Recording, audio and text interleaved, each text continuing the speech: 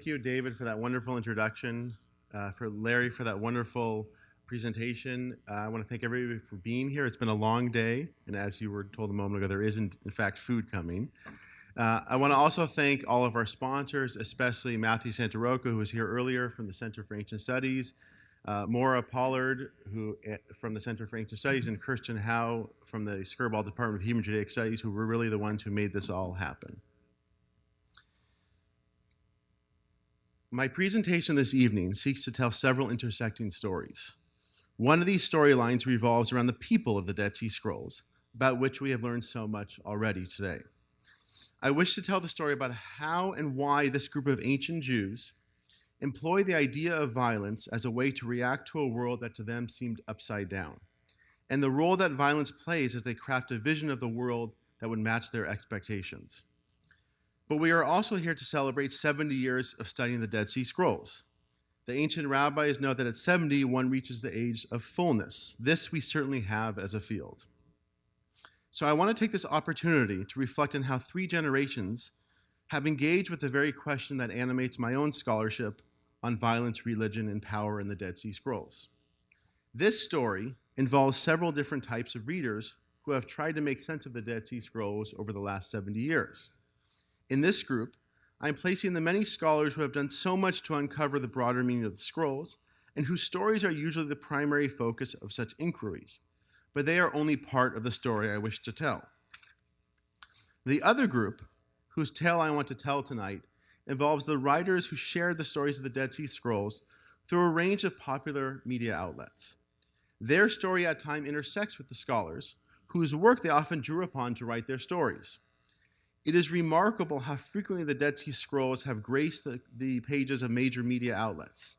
Certainly, this is out of proportion to the small size of the Dead Sea Scrolls corpus relative to other major discoveries from antiquity. Indeed, I know of few ancient manuscript discoveries that have had the great fortune to appear on the cover of Time magazine and the Weekly World News. In case you did not know, the Dead Sea Scrolls predicted an economic depression in 1999. In all seriousness, by the way, this is only one of several that we could find of such National Enquirer type publications on the scrolls. In all seriousness, my point is that we should be thinking critically about the intersecting storylines of the scholars who are deeply engaged in the study of the scrolls, the journalists who disseminate these ideas widely, and the more general audience who have always been eager to understand why the Dead Sea Scrolls have rightly been characterized as the greatest archaeological discovery of the 20th century. Before I launch into the story itself, let me say a few more words about this type of inquiry.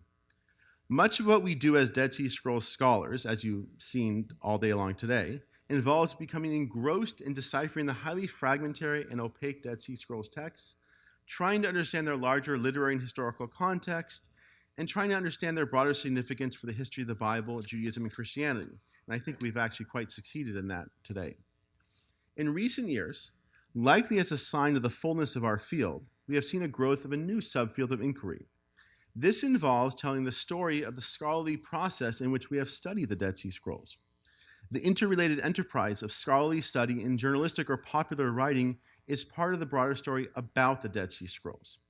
And I should note here that my presentation tonight in part continues a storyline that was begun in earnest about 12 years ago with a special theme issue of the journal Dead Sea Discoveries that Larry just mentioned a moment ago, entitled The Dead Sea Scrolls in Popular Imagination.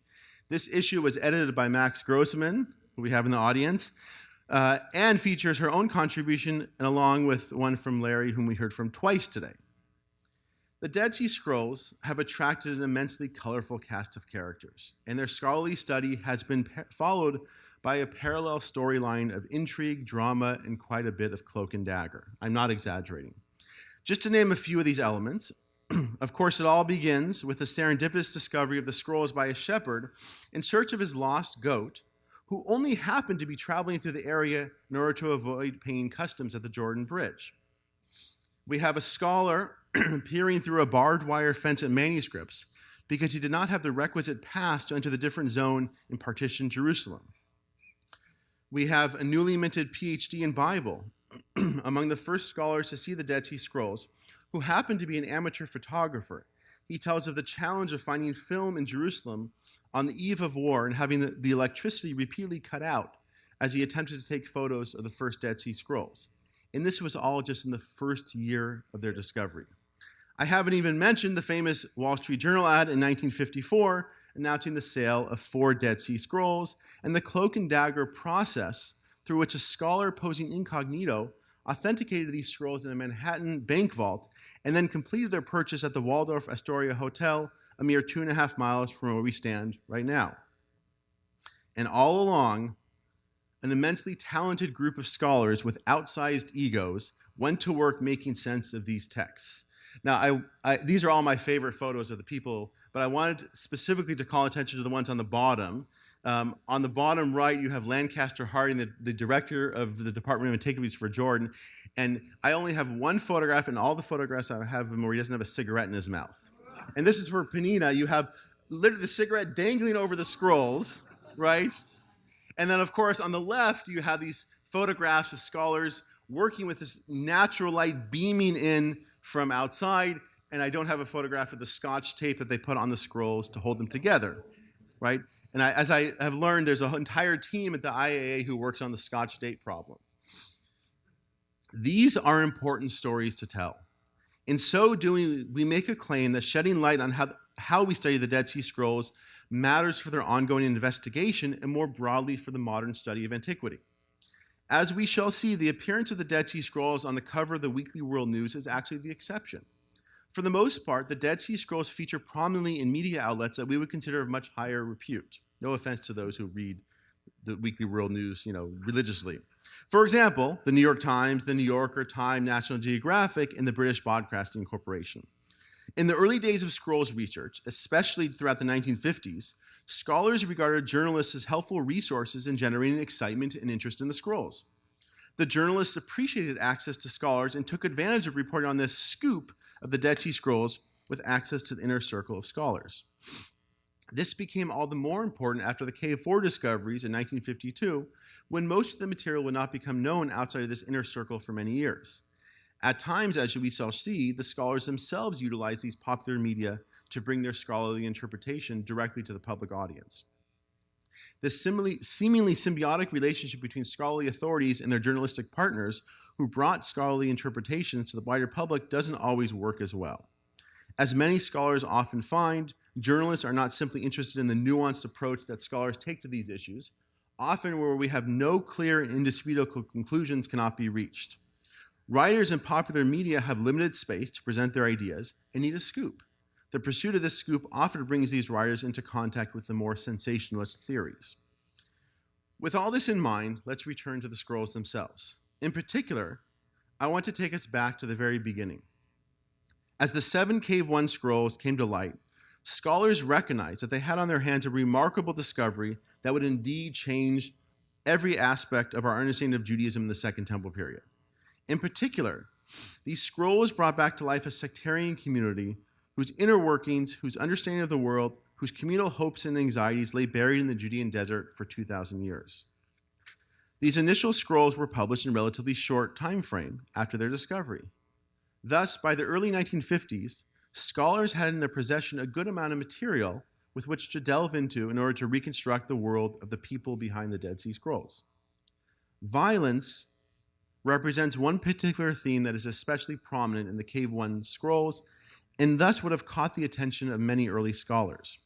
As we shall see, though, the presence of violence in these scrolls presents a unique set of challenges and curiosities. Violence is ubiquitous in the Cave 1 Dead Sea Scrolls, yet these texts make a clear distinction between violence in the present time and violence that will unfold in the end of days.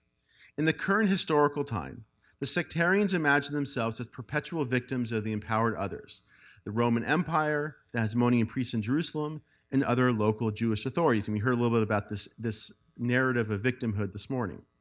Pesher Habakkuk, for example, is replete with references to the mighty armies of the Kittim, understood as a cipher for the Romans. Most of the first half of this text focuses on the devastating effect of the war machine of the Kittim, that is the Romans, both as a historical memory and as part of the imagined unfolding drama of the end of days. The most pervasive narrative of present-time violence in the sectarian writings pertains to intra-Jewish violence committed against the sectarians and their leaders. Pesher Habakkuk describes how the spouter of the lie establishes a city of emptiness with bloodshed and how his followers persecute the sectarians. The Thanksgiving hymns identify the sectarians' enemies as, quote, a fellowship of violence, and employ graphic martial imagery in describing the enemies as warriors encamped against the hymnist with their weapons of war. The narrative of victimhood is further personalized in Pesher Habakkuk, where it is framed as a struggle between the wicked priest and the teacher of righteousness. Pesher Habakkuk interprets the bloodshed and violence in Habakkuk 2:8 as an allusion to the oppression of the teacher by the wicked priest. Further details are provided later, where the wicked priest is described as following the teacher to his place of exile in order to, quote, swallow him up with his poisonous vexation. I have provided each of these examples to illustrate a particular point. In no text, whether among the 7 Cave 1 scrolls or others, are the sectarians presented as perpetrators of violence in the present time. This approach stands in marked contrast to contemporary Jewish groups who responded very differently to their perceived oppression. Both the Hasmoneans in the 2nd century BCE and the Zealots in the 1st century CE advocated for immediate armed resistance against their enemies. While opposition to more powerful Jews and foreigners is pervasive throughout the sectarian writings, all hostile engagement is deferred until the end time. Indeed, this point is made explicit in the rule of the community. I will return to no man the recompense of evil. I will pursue him with goodness, for judgment of all living is with God, and it is he who will render to man his reward. I will not envy in a spirit of wickedness. My soul shall not desire the riches of violence. I will not grapple with the men of the pit until the day of vengeance.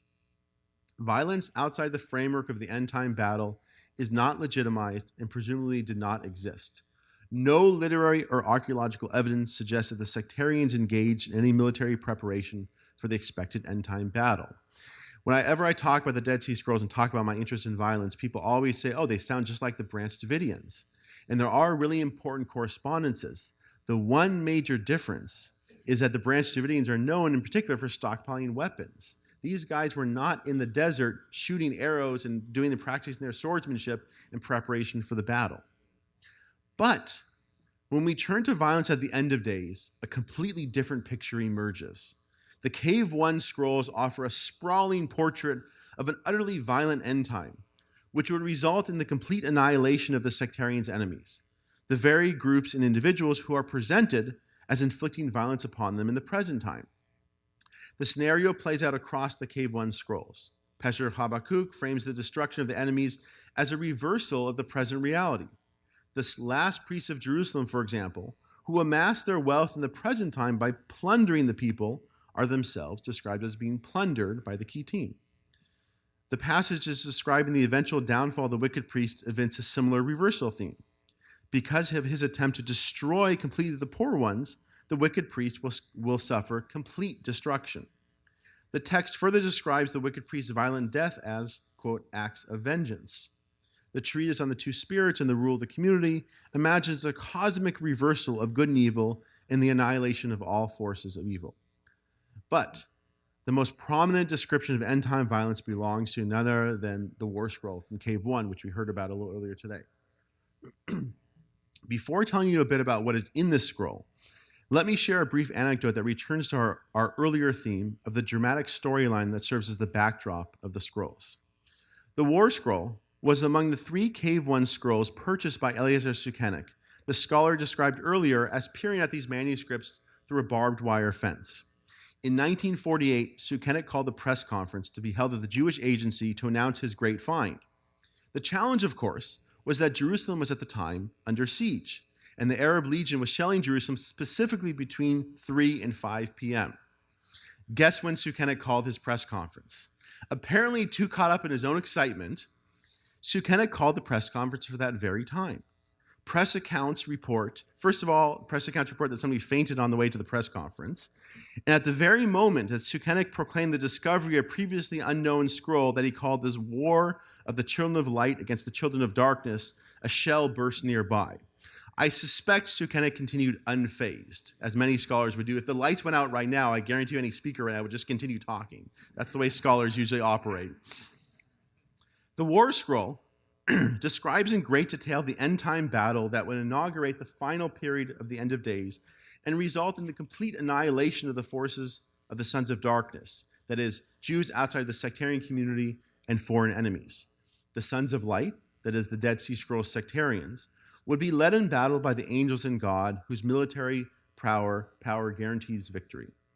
The very language I cited a moment ago from the rule of the community to defer violence, quote, I will return to no man the recompense of evil, is employed in the War Scroll to describe the point in time when God's fury is unleashed on the wicked.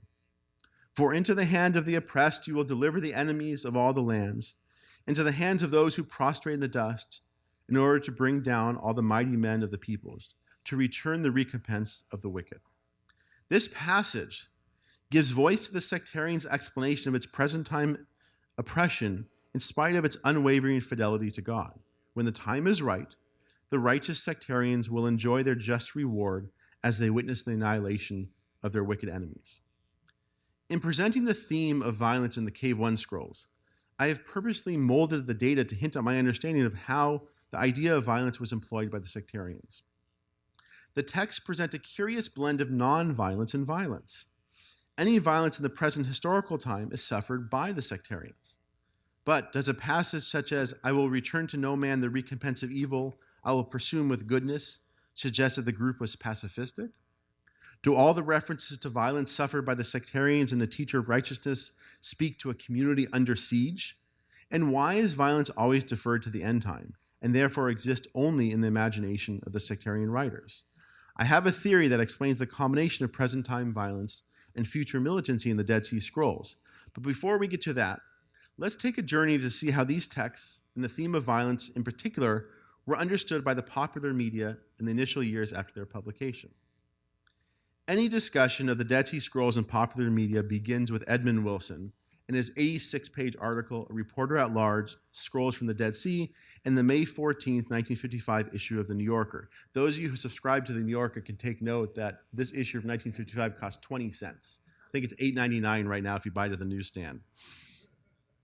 Later the same year, Wilson would publish the article as an expanded book with the same title. The significance of Wilson's article and book in educating a wide audience about the Dead Sea Scrolls cannot be overstated. Scholars are quick to note all the things that Wilson got wrong in his article, and I'll return to these in a moment. But I can do no better in assessing Wilson's work than cite from a 1955 New York Times review of the book version. Quote, it is a superlative story, and he tells it superlatively well. Now, it may turn out that for every statement concerning the scrolls made by one savant, our bountiful planet can supply another savant to contradict it. Nevertheless, Mr. Wilson gives the sweeping drama of the main narrative remarkable clarity and force, end quote. Wilson's article is an important turning point in popular knowledge about the scrolls. In the years prior, scholars produced several popular books about the scrolls, but none reached as many curious readers as Wilson's book. To get a sense of how popular the Dead Sea Scrolls were beyond the academic community, consider this. On November 21st, 1955, an announcement appeared in the New York Times regarding a sermon by Reverend Walter Donald Kring of the Unitarian Church of the All Souls at Lexington and 80th Street. Here's the church, not too far away from here. I should note that this very same church provided the funding to secure from the Bedouin the purchase of a copy of Deuteronomy from K4, which contained a copy of the Ten Commandments. Hence, this manuscript was for many years known as the All Souls Deuteronomy. And like many people who first encountered this scroll, I was dumbfounded. Why is this thing called the All Souls Deuteronomy until I learned about the All Souls Church? But again, put that in mind. The New York Times is announcing a sermon about the scrolls. This church is so invested in the scrolls that they're putting up the money for the Jordanian government to secure this scroll from the Bedouin. And they're not going to get the scroll. They're just putting up the money for it. This particular note in the Times indicated that a second sermon would be preached by Reverend Kring. And indeed, this second sermon was summarized in a much lengthier article from November 28th, entitled Nazarene Linked to Early Scrolls. These types of announcements are actually quite common in newspaper publications from the 1950s. And this is not just on the Christian side. Rabbis were giving sermons in synagogues all over the place about the Dead Sea Scrolls. I note this one in particular because the topic of Kring's second sermon. Kring assured his audience that, quote, there was nothing in the scrolls that would destroy the religious faith or take away from the tremendous character of Jesus of Nazareth. In this lecture, Reverend Kring asserted that, in fact, the scrolls illuminate the background of Jesus.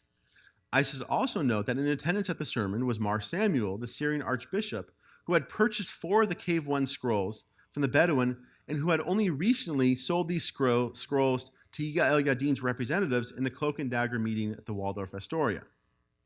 Reverend Kring's sermon was a direct challenge to the tale crafted by Wilson about the scrolls.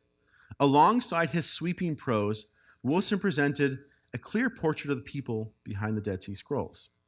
While Wilson cites many scholars in his article, his portrait of the sectarians is uniquely indebted to the thesis of Professor André Dupont-Sommer, a debt that Wilson repeatedly acknowledges. Dupont-Sommer was professor of Semitic languages and civilizations at the Sorbonne.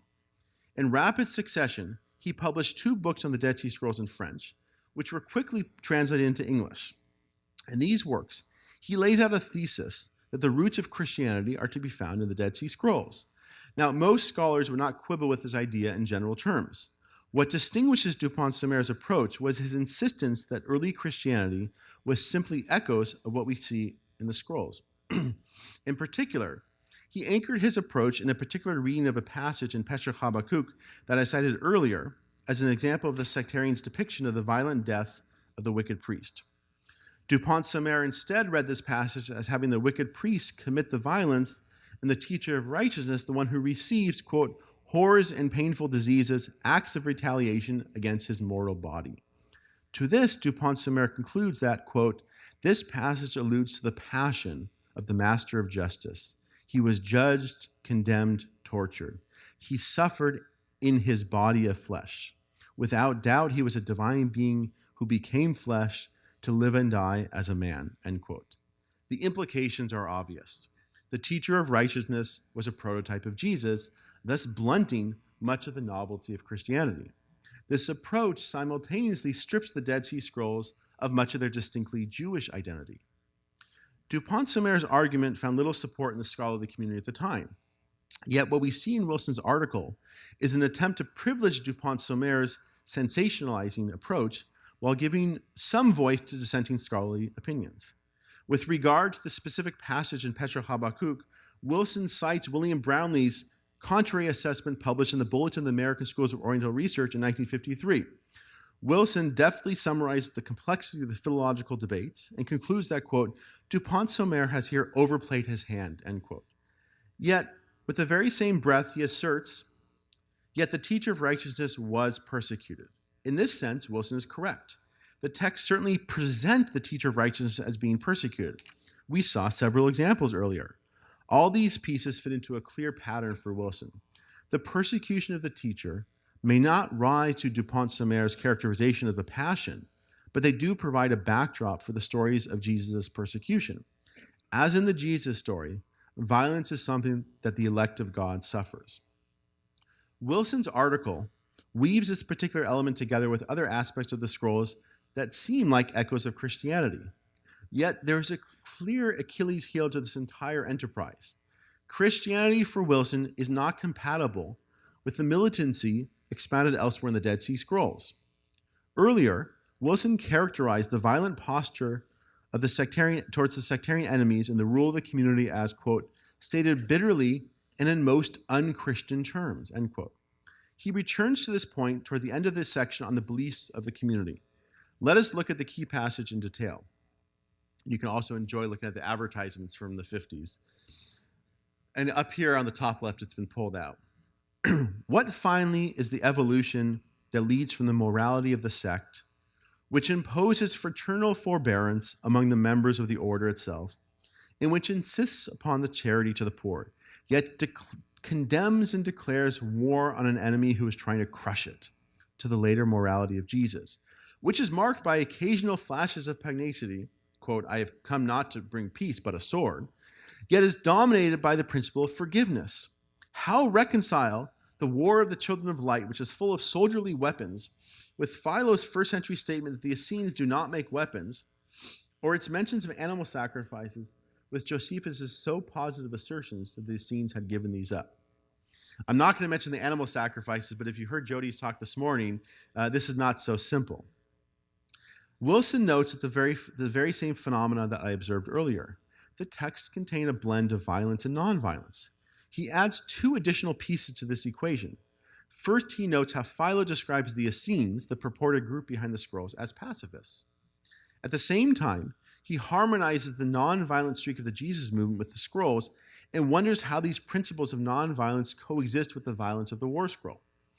I should note here that Wilson's portrait of Christianity as nonviolent is clearly based on a selective reading of the New Testament. The book of Revelation, for example, is pretty violent. But let us return to see how Wilson resolves the tension that he has set up. His solution does not seem to draw from Dupont-Sommer, as far as I can tell, but more likely represents his own argument. Quote, "The answer is no doubt that we are dealing here with the successive phases of a movement. The defiance of the teacher of righteousness, the pacifism of Philo's Essenes, and the turning of the other cheek of Jesus mark the stages of Jewish defeat. When we can see clearly in the Bible how the Jewish God has been modulated from the savage and revengeful Jehovah, who is feared and propitiated in the Pentateuch, to the God of mercy and love, who begins to be conceived by the later prophets." Wilson situates the elements of violence and nonviolence in the scrolls in historical progression. A once violent sectarian community slowly transforms itself into the peaceful movement that so closely aligns with Wilson's nonviolent Jesus movement. One sees a heavy dose of supersessionism here. If it wasn't readily apparent already, Wilson clinches it by equating the historical progression with the widely assumed transition from the vengeful God of the Old Testament to the peaceful God of the prophets, and by extension, the New Testament. Wilson's portrait, in large part because of the media of presentation, would influence a generation of readers about the Dead Sea Scrolls. On the other side of the Atlantic, we meet another popularizer of the Dead Sea Scrolls who far outstrips anyone in the realm of sensationalizing the texts. Some of you clearly know who I'm talking about. None other than John Allegro. Allegro is most famous for the book that ends his academic career, The Sacred Mushroom and the Cross. I will let you Google this to learn more. I don't want to spoil the surprise. Some of you may not be able to hold back, and you might be checking it right now, but it's a doozy. By the way, there's a website called johnallegro.com it's produced by people who are quite sympathetic to him, and it has these really interesting videos and audio clips of him talking. It's just a remarkable kind of experience to listen to him talk about all types of things, mushrooms, Dead Sea Scrolls, and so on. But Allegro is an important figure throughout the 1950s and 1960s in Dead Sea Scrolls research. He is the only member of the original editorial team to have published all of the scrolls assigned to him. Moshe is shaking his head. Now, never mind that a review of his work by his colleague John Sturgnell ended up being longer than Allegro's volume on account of the many necessary corrections, and never mind that Moshe and George Brooke at the University of Manchester, Allegro's institution, are producing another volume of the same texts. Unlike his colleagues on the editorial team, Allegro had a clear knack for writing for a popular audience. He published the popular book, The Dead Sea Scrolls, in 1956, which went through 3 subsequent editions, along with many other influential books. Unlike Dupont-Sommer, Allegro had access to the K4 manuscripts, assigned to him for publication, and likely was acquainted with the other ones being held by other members of the editorial team. This would factor significantly into the most prominent episode regarding Allegro. In January 1956, Allegro just delivered 3 15-minute broadcasts regarding the Dead Sea Scrolls on the BBC Northern Home Service. Here, Allegro plays the role of scholar and popularizer. He's cutting out the middleman. As we shall see in a moment, Allegro's broadcasts caused a stir precisely because they expounded an argument about the connections between the scrolls and Christianity that is very similar to those proposed by Dupont-Sommer and popularized by Wilson. This point was not lost on Allegro. In a letter to his colleague John Sturgnell dated to December 20th, 1955, he wrote, quote, "I have completed the scripts of my 3 BBC Northern Home Service broadcasts, and I think we can look for some fireworks." Pat, I assume he's referring to Patrick Skehan, another member of the editorial team, may have told you that recent study of my fragments has convinced me that Dupont-Sommer is more right than he knew. So let's look at the fireworks that Allegro promised. Unfortunately, No audio recordings of Allegro's broadcast survive. I've been in communication with archivists in the BBC and the British Library, and they could find no such recordings. I'm hoping that there's some avid Dead Sea Scrolls fan who stood by the radio with a recorder. I don't know what device they would have used in those days and has those recordings. But if one of those people exists, I'd love to meet them and hear them. But I was able to get from the BBC archivist the scripts of Allegro's 3 talks. And here you have the cover sheets of all 3 scripts. One interesting thing to note here is that the scripts have interlinear corrections. In fact, many of these look like Dead Sea Scrolls, right? They look like the Isaiah scroll with all the corrections inside, right? It's unclear, and just like Dead Sea Scrolls, I can't always identify the scholarly hand. I have to get some more of Allegro's handwritten material to figure out what he does. It's also possible that the producer may have done some things. But in some cases, as we're going to see in a moment, the corrections change the tenor of Allegro's point. The first broadcast, on January 16, 1956, presented a general overview of the discovery of Cave 1 and the many colorful characters who brought its content to light in the subsequent discovery of Cave 4. No fireworks. The second broadcast, on January 23rd, began by exploring the evidence from the scrolls regarding the development of the Hebrew Bible. Still not yet any fireworks. About halfway through, though, he turns to the question of who were the people who owned, in his words, this fabulous library. He argues that the origins of the sectarian community are found among a, quote, group of religious extremists, errors like the Pharisees of the Gospels, of a strong conservative tradition, end quote. This group, Allegro asserts, withdrew from Jerusalem in protest of the Hasmoneans' ongoing wars and religious offenses. Here, Allegro sets up Alexander Jannaeus, the Hasmonean king and high priest from 103 to 76 BCE, as the most offensive of all Hasmonean kings and priests.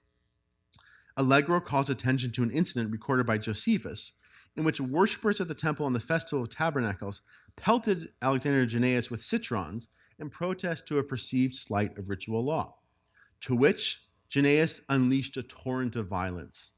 Allegro asserts that the community gathered around a charismatic leader known as the teacher of righteousness and escaped to the desert. Here's where we start to see the first inklings of Allegro's promised fireworks. Let's read Allegro's words in full. Probably hardly a decade after they had established themselves in their simple buildings at Qumran, the terrible Jannaeus, the wicked priests as they called them, stormed down to their new home, dragged forth the teacher, and as now seems probable, gave him into the hands of his Gentile troops to be crucified. Does that sound familiar? Right? A priest giving over a hero to a Gentile to be crucified. Already in Jerusalem, this Jewish tyrant had displayed his bestiality by inflicting the same awful death on 800 rebels, and a Qumran manuscript speaks in shocked tones of the enormity of this crime. For to a Jew, this death was the most accursed of all, since the body normally found no resting place, but was left to molder on the cross. But when the Jewish king had left, and peace descended once more on Qumran, the scattered community returned and took down the broken body of their master, to stand guard over it until the judgment day. For they believed that the terrible events of their times were surely heralding the visitation of God himself, when the enemies of truth would be scattered and the kingdom of heaven come on earth. In that glorious day, they believed that their master would rise again and lead his faithful flock, the people of the New Testament, as they called themselves, to a new and purified Jerusalem. Ironically, the reference to them as the New Testament is the most accurate thing in this entire passage, because that term does appear in the scrolls. Allegro is here drawing upon the passages in Pesach Habakkuk that depict the persecution of the teacher by the wicked priest. He has added to this mix his particular interpretation of the Cave 4 scrolls assigned to him for publication, the Pesach on the prophetic book of Nahum, the existence of which his audience knew nothing about. Pesach Nahum does in fact contain a cryptic reference to the wicked priest crucifying 800 of his enemies. This event is known from Josephus, who identifies Jannaeus as the instigator. This incident is cited as proof for the fact that Jannaeus similarly targeted the teacher for crucifixion. Allegro suggests that this too is found in the scrolls. The challenge here is that neither Pesach Nahum nor any other text provides the storyline. Allegro's dramatic storytelling is just that, embellished storytelling. Allegro's main point, of course, was to draw the story of the scrolls closer to the story of Jesus and Christianity. But in thinking about our broader theme of violence, we see another feature arise. Like Dupont-Sommer and Wilson, violence is something inflicted upon the sectarians and their leaders. It is the result of the community under siege from the empowered others. This too for Allegro connects the story of the scrolls and Jesus. And so the fireworks begin. Allegro opens his third broadcast on January 30th by reiterating his tale of persecution and crucifixion of the teacher. But let us look closely at his notes on the transcript. The main text reads, "Last week, I said that the leader of this monastic community by the Dead Sea was persecuted and probably crucified by Gentiles at the instigation of a wicked priest of the Jews. But for most of us, these events will associate themselves automatically with the betrayal and crucifixion of another master living nearly a century later." Here, Allegro seems to state in quite explicit terms what was implied at the end of his previous broadcast.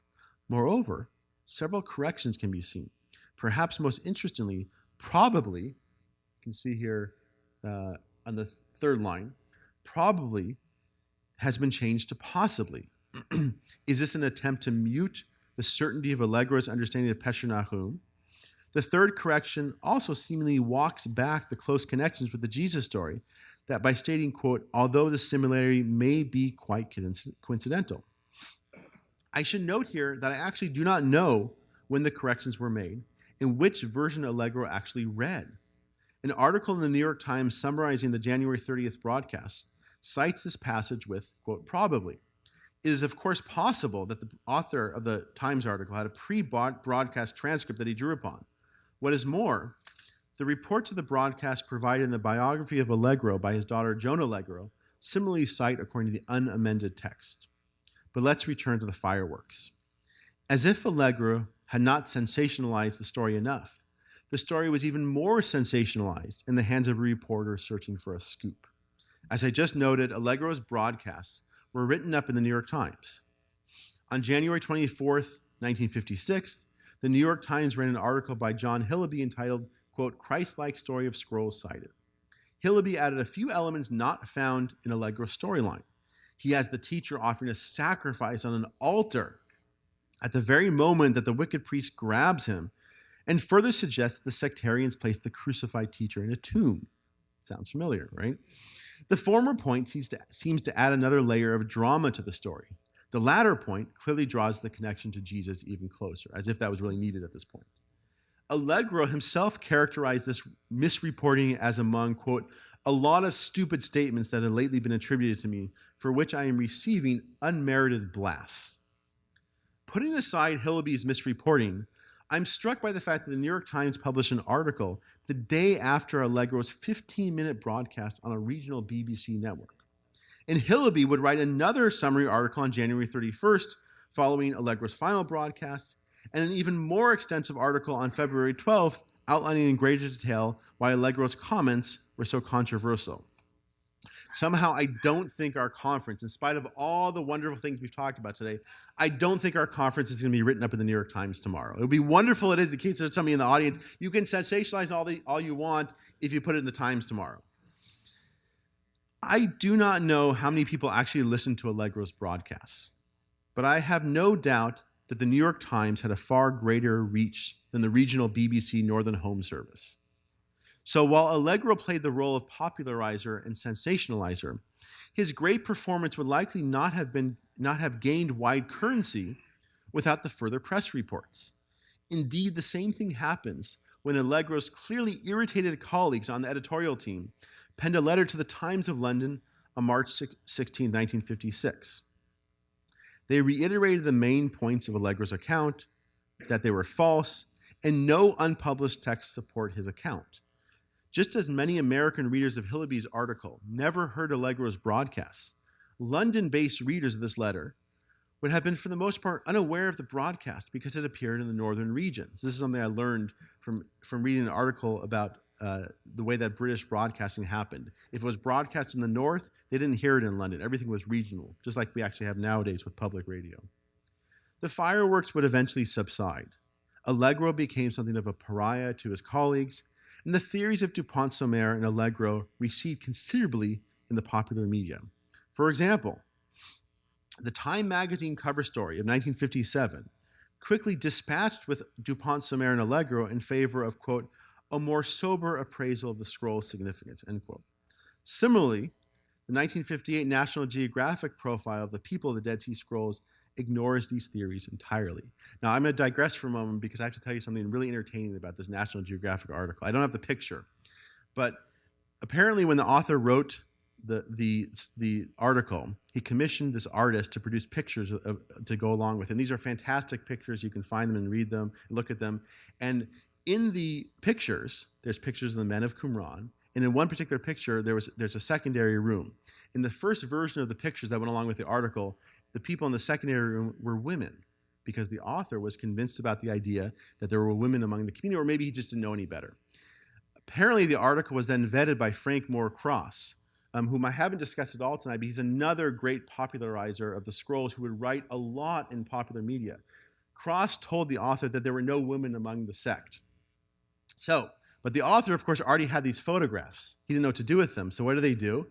They take the photos and they painted some beards on the women and changed a little bit of their hairdo. But you can see, I should have brought a picture of it, right? That'll be for another lecture the next time. You can really see, and in fact, when I first heard this story, I couldn't figure out where the former women were, and you could tell that the kind of the body type was drawn a little bit differently in this, and then I figured out also they were put into this kind of secondary room in one particular picture.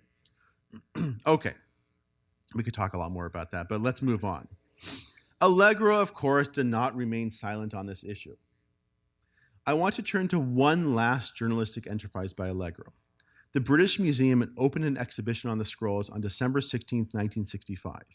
For this occasion, Allegro pens an article entitled "The Lesson of the Dead Sea Scrolls" in the December 23, 1965 issue of the Jewish Advocate. Now, while I'm talking about this, I actually found, by the wonders of the internet and YouTube, archival footage of the exhibition at the British Museum from 1965. There's no audio, don't worry. I don't have to turn up the volume, but you can see the scholars and the people. I don't know who any of these people are, unless somebody in the room can identify anybody, that'd be wonderful. Perhaps inspired by the presence of the War Scroll, among the 14 manuscripts displayed at the museum, Allegro in his article offers another model for understanding violence in the Dead Sea Scrolls. In this case, he turns his attention to violence that the scrolls imagine will be inflicted upon their enemies in texts such as the War Scroll. But in this case, Allegro plays less the role of the scholar and more the role of the journalist. He presents the theory that the sectarians eventually made common cause with the Zealots, the militant movement who waged war against the Romans in the late 1st century CE.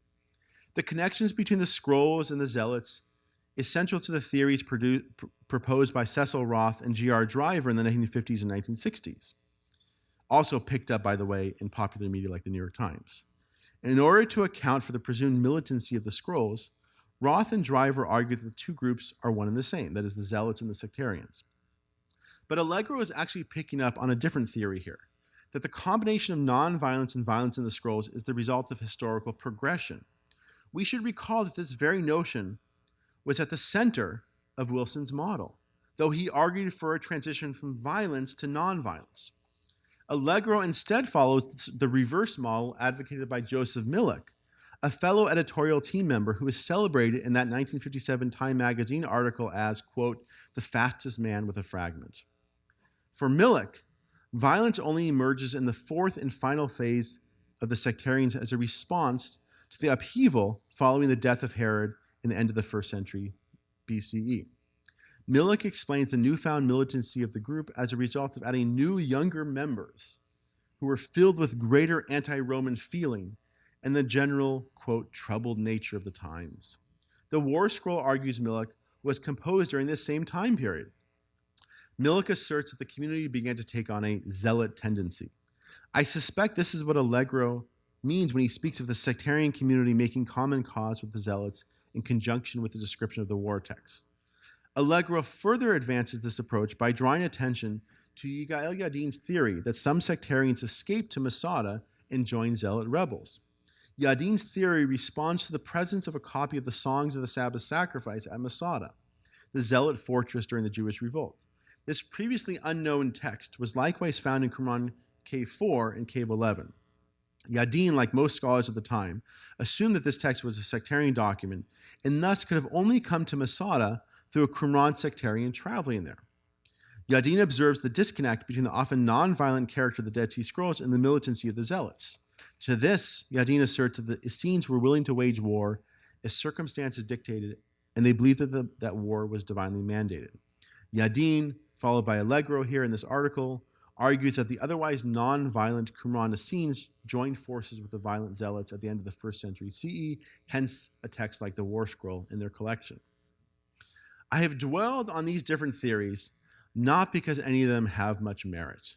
In fact, every single one that I've discussed here is wrong. They are all obviated by further manuscript discoveries and our better understanding of the social and historical picture of Judaism in the Second Temple period. Notwithstanding the fact that they are all nonsense, I have argued that our study of them and the historical setting of their promoters is itself a form of scholarship that is important for the overall field of Dead Sea Scrolls scholarship. Now, I promised you my own theory, so let me conclude with some of my own thoughts on how to understand violence in the Dead Sea Scrolls. 3 generations of scholarship have produced myriad studies on war and violence in the Dead Sea Scrolls. Despite this wealth of resources, treatments of violence rarely consider the broader rhetorical function of the depictions of violence and nonviolence in Dead Sea Scrolls. I might have to amend that because Zandy's talk this morning actually did do that very thing. Similar to scholars before him, John Collins observes the Dead Sea Scrolls allow elements of nonviolence and violence to stand alongside one another. Rather than following the route of his predecessors, Collins offers a more insightful response. Quote, eschatological militancy is not necessarily incompatible with apparent pacifism in the present, end quote. Understanding these 2 elements as not simply compatible, but integral to one another is the key to apprehending the meaning of violence in the Dead Sea Scrolls. Violence as found in the scrolls should be understood as entirely imagined, and depictions of violence in the scrolls fulfill a rhetorical role in empowering the disempowered sectarians. In this sense, I'm suggesting that we treat the Dead Sea Scrolls, following the terminology of Charlotte Hempel, as, quote, complex literary artifacts. As Hempel observes, scholars often approach the textual material as if it were a candid camera producing reality literature. These texts rather demand a multidisciplinary approach that allows us to peek behind the texts in order to understand the real live people who created these texts and the impulses that compelled them to do so. The world that the Dead Sea Scrolls sectarians inhabited generated a profound disconnect as they forged their self-identity. The sectarians viewed themselves as the elect of God, and its priest leaders as the only ones knowledgeable of the true application of divine law. At the same time, foreign imperial powers ruled the world. Illegitimate priests and rulers controlled Jerusalem and its temple. The sectarians regarded the reigning local power structure as a temporary aberration. Yet they simultaneously recognized that they were a disempowered minority relative to the overpowering might of other Jews and other imperial forces. The sectarians possessed little ability to overturn the present power structure and assert their rightful place of leadership and authority. This view of the world fueled their dual sectarian identities. They crafted their text in order to make sense of the world around them and imagine a world that more closely matched their expectations. In doing so, they created a potent, resistant counter-discourse, to use a fancy, jargony word. The resistant counter-discourse of the sectarians employs violence as a rhetorical tool. The imagery of the powerful priests in Jerusalem and their leader, the wicked priest, waging a campaign of violence and intimidation against the sectarians is part of a broader attempt by the disempowered and disenfranchised sectarians to craft a narrative of victimhood. The Hasmoneans, the Pharisaic and Sadducean leadership, the priests, and undoubtedly the high priest likely had little interest in the circumstances of a small group that had cast themselves out of the mainstream of Jewish society. It is better, however, to be persecuted than to be ignored. The imagined persecution employs the threat and execution of violence in order to reinforce the narrative of the sectarians as the community of God, the true community of God, in spite of their minority status, and further delegitimize all other Jewish groups. In the sectarians' imagined narrative, they represent a clear threat to the power and prestige of the wicked priest and other Jewish groups who hold levers of power in Jerusalem. The depiction of end-time violence offers insight into how the sectarians responded to their present overmatched position while simultaneously affirming their special status. As we have seen, sectarian texts imagine an imminent end of days that would usher in a period in which all of its enemies, both foreign and other Jews, would be vanquished in the end-time battle. This vision of the world, however, is not universal in the Dead Sea Scrolls. Early sectarian literature represents debates and polemics in terms of an exclusive understanding of the meaning of Scripture, the application of ritual and cultic law, and the identity of God's elect. These aspects become focal points of ideological debate as the sectarians attempted to convince the outsiders of the correctness of their way. By tracing the development of these debates in sectarian literature, however, we can see that they are transformed from innocuous elements of disagreement into focal points for the emergence of violence as a central preoccupation of the sectarians. In so doing, we see how these specific points of disagreement become infused with violence. The portrait of a highly violent end time is balanced by a remarkable non-violent present time. The distinction between lack of present time hostile engagement and the expected eruption of eschatological violence is critical to framing the nature of the sectarians' relationships with its perceived enemies. As a powerless group, they knew they were no match. Almost certainly, sectarians engaged in some form of interaction with others, Romans and other Jews, both in a commercial and perhaps even social setting. Thus, by delaying all punishment until the eschaton, the end of days, the sectarians simultaneously diffused their own violent worldview.